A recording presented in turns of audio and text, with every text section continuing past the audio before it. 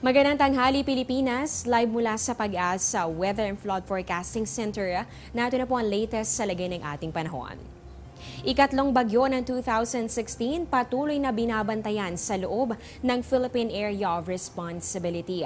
Alas 10 ng umaga base sa pinakahuling datos ng Pag-asa, namataan ng bagyong Karina sa layong 175 kilometers east-northeast ng Catarman, Northern Samar. Napanatili nito ang taglay na lakas ng hangin nga abot ng 55 kilometers per hour. Ayon po sa Pag-asa, inaasahang ang pagkilos nito ay pan-north-northwest sa bilis naman na 15 kilometers per hour.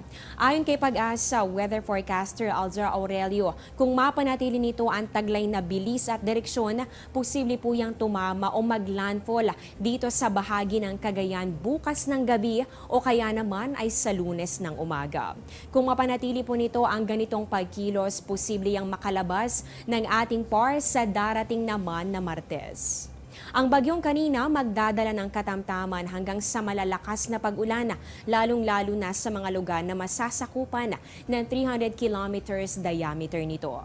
Inalerto naman ng Pag-asa ang mga mangingisda o sino man na may maliliit na sasakyang pandagat dahil mararanasan itong katamtaman hanggang sa maalong kondisyon ng karagatan, partikular na dito sa silangang bahagi ng Luzon hanggang dito po yan sa silangang baybayin ng Visayas.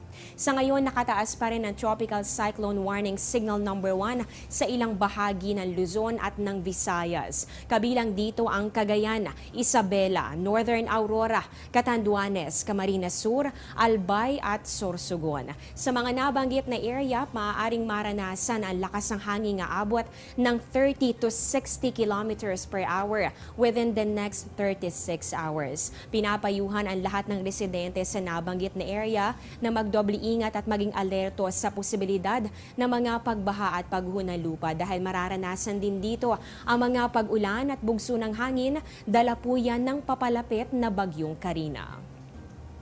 Iba pang impormasyon tungkol sa lagay ng ating panahon ating alamin sa aming pagbabalik.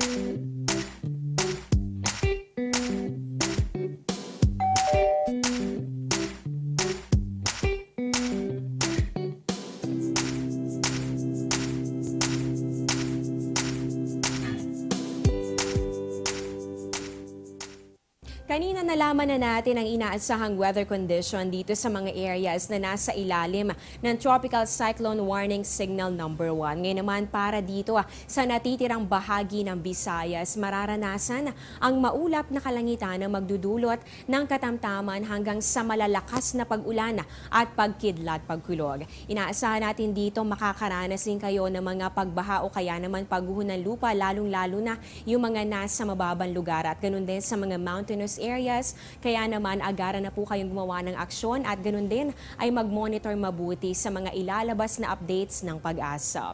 Dito naman sa Metro Manila at ganun din dito sa Calabarzon, ibig sabihin kasama po dito ang Cavite, ganun din ang Laguna, Batangas, Rizal at ang Quezon, ganun din dito sa Mimaropa. Ibig sabihin naman yan, kabilang po dito ang Mindoro, Marinduque, Romblon at ganun din ang lalawigan ng Palawan. Same weather condition po ang inaasahan natin dito sa natitirang bahagi po ng Bicol kung saan mararanasan nga itong maulap na kalangitan na magdudulot ng mahina hanggang sa katamtamang pag-ulan at mga pagkidlat pagkulog. At sa natitirang bahagi naman ng ating bansa, makakaranas naman ng bahagya hanggang sa maulap na kalangitan at meron pa rin chances na mga pulupulong pag-ulan o pagkidlat pagkulog. Yan po muna ang latest mula dito sa Pag-asa. Abangan nyo ang susunod naming update mamayang alas 2 ng hapon. Dito pa rin yan sa Panahon TV kung saan walang pinipiling panahon ang pagbibigay impormasyon. Ako ang inyong weather lover, Amor La Rosa, na nagsasabing ang taong handa at may nahon kayang lagpasan ang hamon ng panahon. Magandang tanghali po sa inyong lahat.